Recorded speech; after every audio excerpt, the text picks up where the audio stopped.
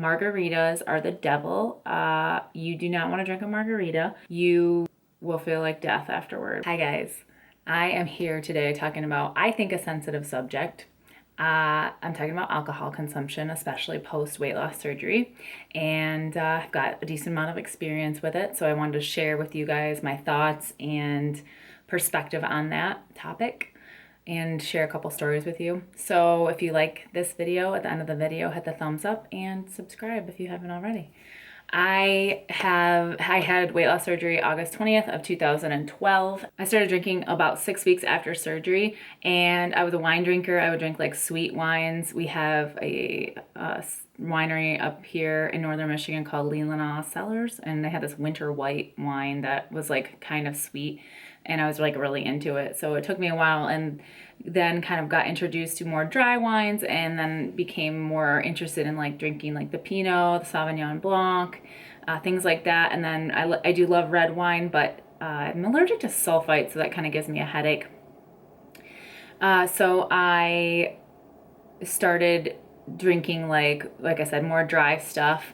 I will also drink liquor. I would drink, will or have drank vodka and rum drinks like in the summer, tequila sometimes. So, and then also I can't drink beer because I have issues with like barley and malt, and so I stay away from beer. And I live in Beer City, USA, so it's like difficult because like the weekend activities usually always revolve around like drinking craft beer somewhere at a brewery or at the bar or whatever. So it's been a challenge, and I mostly drink socially. I will sometimes, like if I have wine in the house and I've had like a particularly stressful day, I will have a glass of wine, by myself. But for the most part, I pretty much just drink socially. And I am coming at this from a perspective of like, I'm not someone that suffers from alcoholism. So that's a whole nother, another issue, and I want to be sensitive to that and just say like I'm not addressing anything related to like a alcohol addiction. And there are, as I'm sure you've heard, there are issues with transfer addiction from food to alcohol.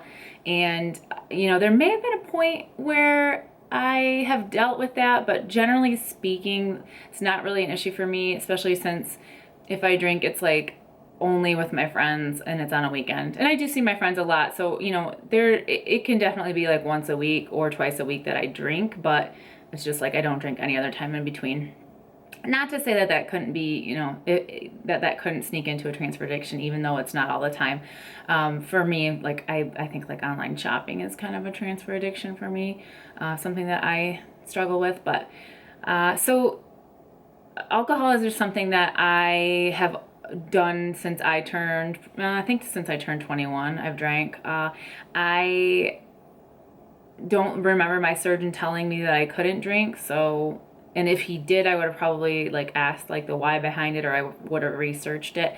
There probably are some surgeons that don't want you to drink, but I also, drink carbonated beverages. I drink out of a straw. I ate seeds after surgery, which my surgeon told me I could. So different strokes for different folks. I'm just telling you like my perspective and what I have experienced. Along this line, I have realized that there's a few important things when you are going to drink after weight loss surgery. And the number one thing is that you need to know your tolerance. And it is a lot different than when you did not have the smaller stomach or the gastric bypass or whatever that you had. The tolerance is just a different situation.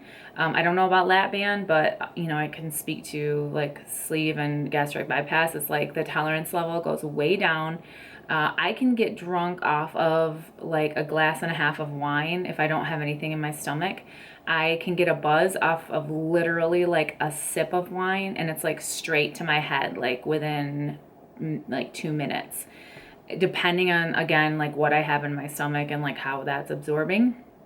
So, for the longest time, I drank wine, I drank liquor occasionally. Like I knew that I have to be really careful with liquor because that can sneak up on me. And I've had instances where it has snuck up on me. I had a night out with some friends, and I had like a few vodka sodas. This was like 2 years ago.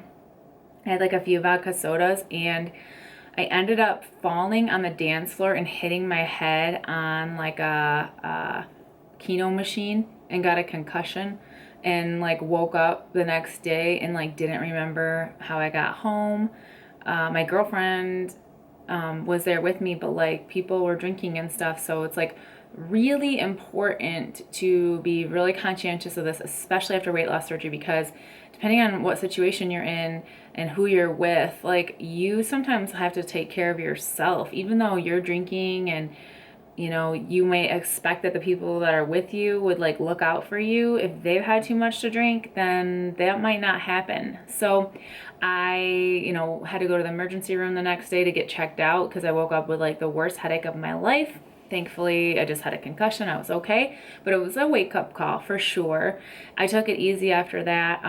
There was a time before that I was pouring like my own drinks at the beach, and I ended up getting like really drunk and ended up like back talking to a police officer, and I don't remember this, and I ended up like throwing up on the way home, and it was embarrassing. It was in front of some people. It was embarrassing, and I don't even like talking about it, but I'm sharing that with you because it's to say like I wasn't paying attention. I wasn't like measuring the alcohol in those drinks on the beach.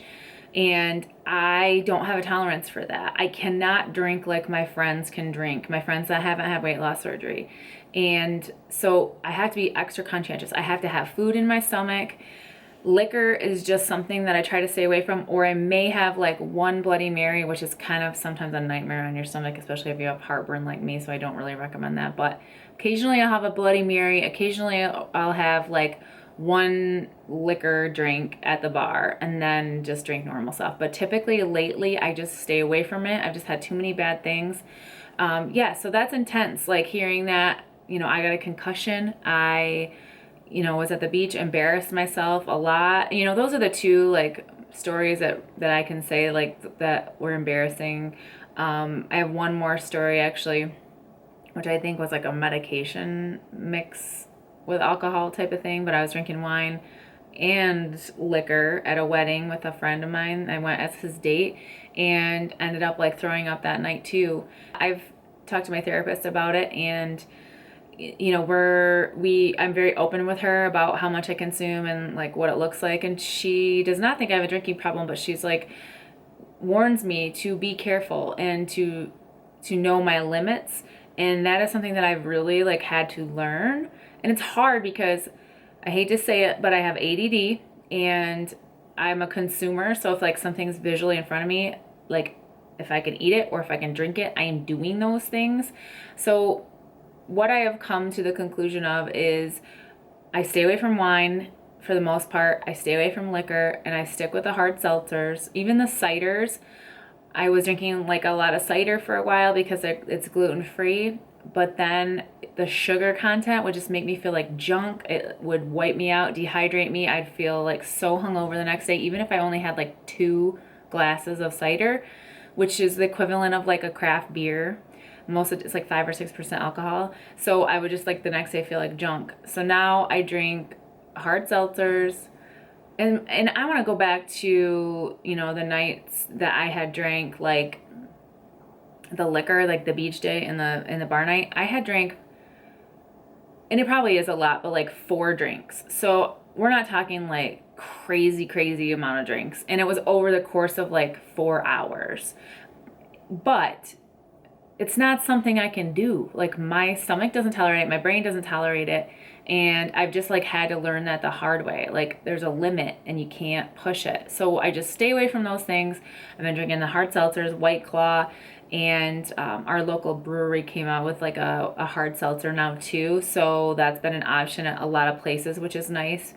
Because it does get hard, it is limited, like what I can drink, and I'm social and I want to drink with my friends, like, but I'm trying to, you know, make a habit of ordering a water with my drink. And a lot of times I'm done with my drink before other people are, which is, it should be the opposite because of my tolerance level. So I should be trying to drink it more slowly, but it's hard for me. It's something that I do sometimes out of nervousness, sometimes out of like an anxiousness.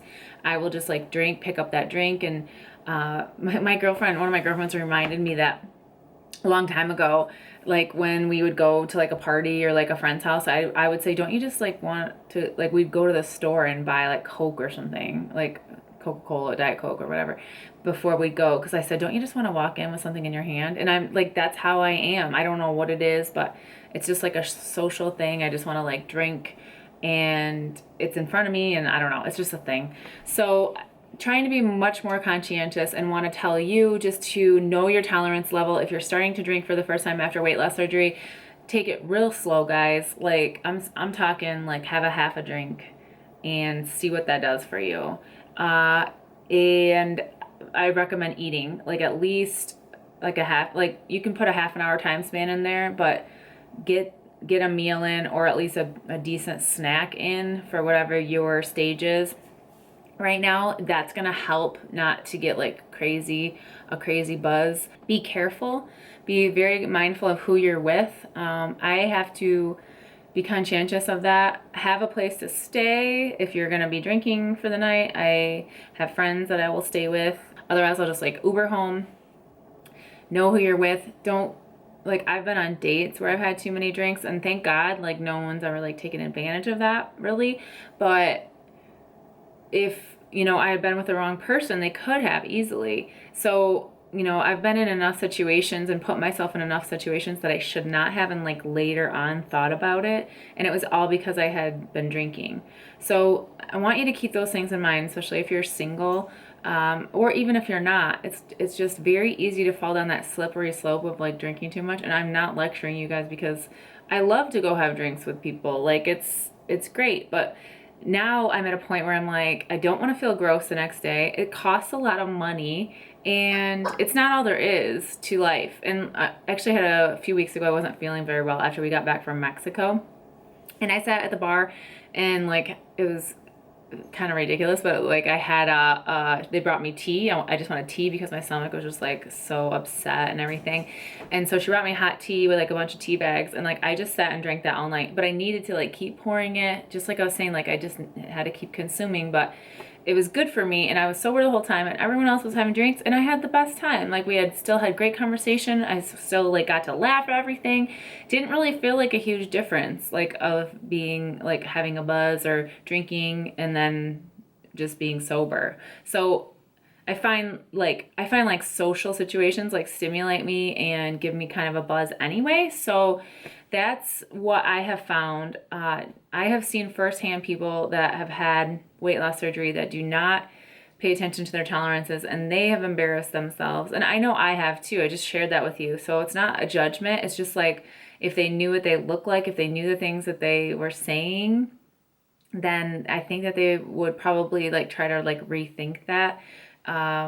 It's just, I don't know. It's just something to like keep in mind, because I want all of you to be safe and I want you to have a good time. And so that's why I'm sharing these experiences with you. I don't want you to like repeat them. I've been doing this a long time, and yep, I had a few incidences, and you know, that's not something I love to share. Like I said, it's embarrassing, but I am a human, and I have had to kind of like go down this road and see what works for me. I will tell you, margaritas are the devil.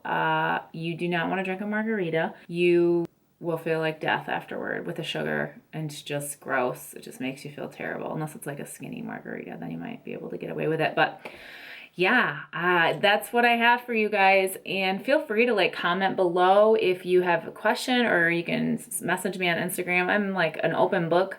I would be happy to answer that for you. But learn from my mistakes, guys. Don't go balls to the wall with your alcohol consumption. I'm going on my birthday trip next week, so I turn 40 on Saturday, and Sunday we leave for Key West, so I'm super excited. But I know I'm going to be drinking like throughout the week, so I have to be like conscientiously thinking, okay, what if I go to a bar and they don't have the drink that I want to drink? Then what am I going to do? Okay, and sometimes like the peer pressure stuff, guys, you just need to have the waitress pulled aside discreetly and ask her to bring you a non-alcoholic drink that looks like everybody else's, because the peer pressure stuff can get really intense. It can get annoying, especially when other people are drinking. They can be obnoxious about it. I plan on drinking when I'm there, but I also plan on trying to know my limits because I want to have a good time. I don't want to like have a day wrecked because I got a hangover. That's not fun to me. And I hate having a headache. Headaches are the worst the next day, and just being like totally wiped out, stomach issues, you name it. It's all stuff that goes along with like drinking the wrong things and not knowing your tolerance level. I love you so much and happy to share my thoughts and all those things with you. Check out all my info below, podcasts and social media and all that fun stuff. So I love you guys, and I can't wait to see you in my next video. Don't forget to keep it real.